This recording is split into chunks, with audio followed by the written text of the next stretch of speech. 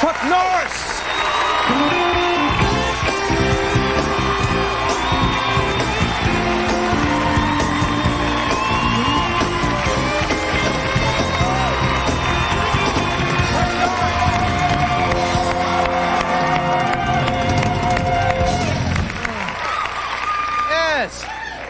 Now, I got to watch this movie last night. Not only is your hair color different in it, but your whole image is different. You shoot people. You tell them about this guy. Well, he's a guy that lives on the edge. You know, a guy whose life is in jeopardy every day because he's very, very deep cover. And the only thing that brings him out of this is his relationship with a young boy, and which a boy who is living in a black boy who's living in a middle-class neighborhood whose mother's working 3 jobs to keep him in this area. And my heart goes out to this boy. And when it does, of course, it makes him vulnerable to the situation that he's in. And in the movie, of course, that vulnerability winds up backfiring on him. But it's different, as you notice. The hair's a lot longer. And he is a guy who lives on the edge in the film. You should have called it Chuck in the Hood. Yeah, close. What do you think your fans will say about this new kind of image thing? Well, it is different. You know, the character I play is a character who's a lot more extreme and a lot darker character than I've ever played before. But you mean that in an acting sense, you know? In an acting sense, yeah, right? Yeah. But he's it's a lot darker side to his character, and it's something I haven't done before. You know, generally I have a situation and I take care of it and move on. In this one here, there's a lot. He's being stretched from one end to the other, and there's a lot more depth in his character in this film than I've had in a lot of films. Since Code of Silence, actually. I think Code of Silence was the first one that stretched me a lot, and this one here, I think, is the same way. Yeah. There's a scene in there where you talked about bullies and running from danger and things like that when you were trying to help this kid. Yeah, what happens is this boy is being harassed by the neighborhood bully, and his father is encouraging his son to beat up this little boy. And I wrote this scene. I wrote this particular scene in the script, and I was trying to think, what can I write to encourage this boy to handle this situation, you know, with this bully in the neighborhood. And I'm spending days trying to figure out, what can I say to a boy? And finally, I came up with the answer, and it was a situation that I, as a child, had encountered about his age. I went to a school in Arizona that was mostly Indians from the reservation. And there was this one Indian kid who just didn't like me, and every day he'd chase me home from school. And I'd have to run by this gas station, and this mechanic would watch me being chased by this Indian kid every day. And finally, he just couldn't handle it anymore, and he stopped me and made me face this boy. And I told him, I said, I told him I was scared, and he says, well, and what he said to me, which is still true, which I remember, is that he says, you know, that running from your fear is more painful than facing it. And that's something I've always remembered. And this is what I relate to this boy. And of course, eventually, he has to face this fear in the film.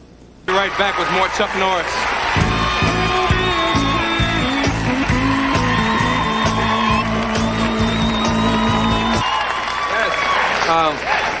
Oh boy, What a great audience. yeah. I didn't get the Jeopardy crowd tonight. This is this is House Party 3. Oh, stop it! Stop! Oh boy.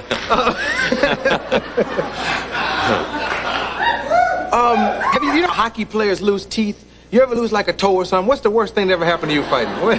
Well, I got all my teeth loosened. These are all caps because I got kicked in the face and loosened all my teeth, and these two turned dark, and I had to put caps in my teeth. That was the worst. What did who teeth out? I plant flowers every day at his door. No, I've had my shoulder broken and a few toes and stuff like that, but the kick in the face was the worst. Yeah.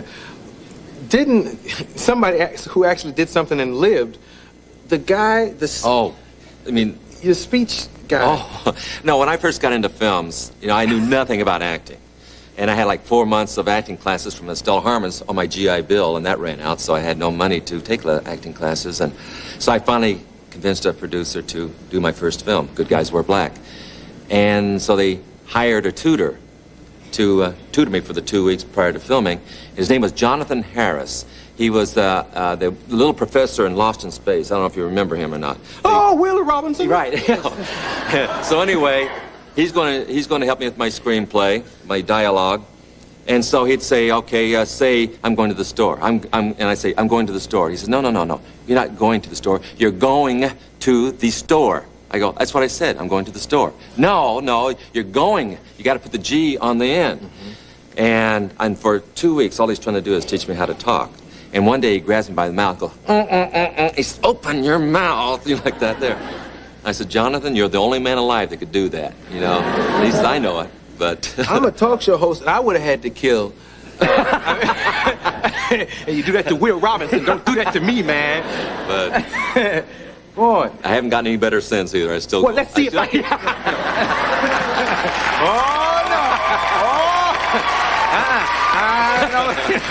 I don't think so. The rat thing. What was the movie where... This might not even be real, but... Missing in Action. Oh, I did a movie called Missing in Action 2 where I was a prisoner of war. Right. And there was a scene where I'm being tortured, and they're going to stick hang me up by my ankles and stick a rat in a sack and hang it over my head. But it was a fake rat. Tell me it was a fake rat, please. Well, no, it wasn't. I hate rats. Yeah, I do too. Yeah. No, I was way down. I was in St. Kitts, Caribbean. And of course, being an actor, I assume all this is being taken care of. And the day we're going to do this particular scene, I walk on the set, and they got these rats in the cage. And I said, well, where's the fake rat I'm going to stick in my mouth? They go, I don't know, And I go, well, what do you expect me to do? You expect me to stick a real one in my mouth? We said, well, we don't know. And so I said, well, so I on the rats, and I put tape on the rat and tried to stick it in my mouth with the tape. That didn't work, And all this is going on. Finally, they said, well, let's cancel the scene. I said, no, it's very important to the movie because this is what happened to some prisoner of war, by the way, in Vietnam, is they were hung up, and this was one of the tortures. I said, it's got to be done. And they said, well, what are we going to do? So I got so frustrated that I said, hang me up. They hang me up. I grabbed the rat, stuck him in my mouth, and they put the rat sack over my head. Then I started swinging around like the rat was attacking my face. But all the time I had the rat in my mouth. They had this fake blood going down the rope that went into my mouth, and all this is going on it was bad. I agree with y'all. Let's do a house party movie. This kind of stuff. Yes. I wouldn't do it anymore. I'd never do it again. I've learned since then. I would never do that again. Oh,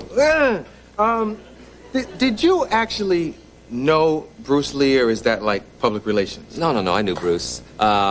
Bruce and I worked out together for about 3 years prior to him leaving for Hong Kong to pursue a movie career. In fact, I did a movie with him called Return of the Dragon, where we had this big fight scene in the Coliseum. Yeah, right. Yeah.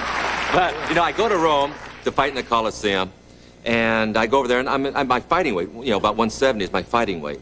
And because I was still fighting, I was still the world champion then. And they said, well, you and Bruce are not that much difference in size. You're maybe 15 pounds heavier. Can you put on some weight? And I go, well, how? And they said, well, eat or something. So I started eating hamburgers and drinking malts and all this stuff, no rats. And this is before then. And so anyway, but I was working out every day, so I was burning the calories off. So I had to stop working out for 3 weeks and just eat, and I went up to about 186. But if you notice in the movie, I didn't do any jumping kicks. I couldn't get off the ground, So, but, and if you notice, if you see the movie, I'm a lot heavier in that. But beyond the movie, you all were personal friends? Yeah, we were. Was he as amazing as he appears in film? He was a training aholic. A guy trained all the time. When we used to work out together, we'd work out for 4 or 5 hours at a crack. He was really a hard trainer. And he wasn't a kicker in those days. Wing Chun was not all the spinning kicks and all that, which I was known for. I was known for my kicking ability, and he was more known for his sticky hands and this stuff here. So we started exchanging techniques, because he didn't believe in kicking above the waist at that particular time. And I said, well, you should be able to kick anywhere. If you're open in the head, you should be able to kick the head. And so we started exchanging all these techniques, and of course, 6 months later, he could do it as well as anyone. With spinning kicks and all that. Wow. We're out of time, so let me say that the movie is not called Chuck in the Hood. It's called The Hitman. Close, yeah, The Hitman. The Hitman, it opens when? Friday. Okay, come back and see us soon, You man. bet. See Chuck Norris.